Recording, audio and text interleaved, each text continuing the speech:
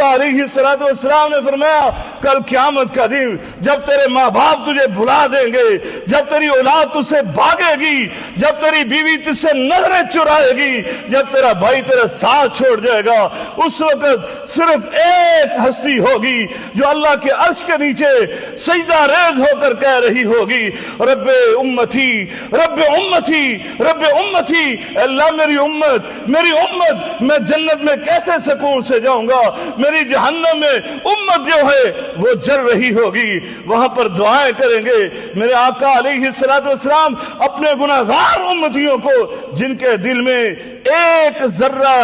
एक राई के दाने के बराबर अकीदे तौहीद और ईमान होगा, मेरे आका उसको भी जहन्नम से निकाल कर अपने साथ जन्नत में लेकर जाएंगे। लेकिन मेरे आका ने फरमाया था, वहां पर भी मेरे आका ने ये सुनहरी अल्फाज फरमाए थे, फरमाया ये मेरी शफाअत,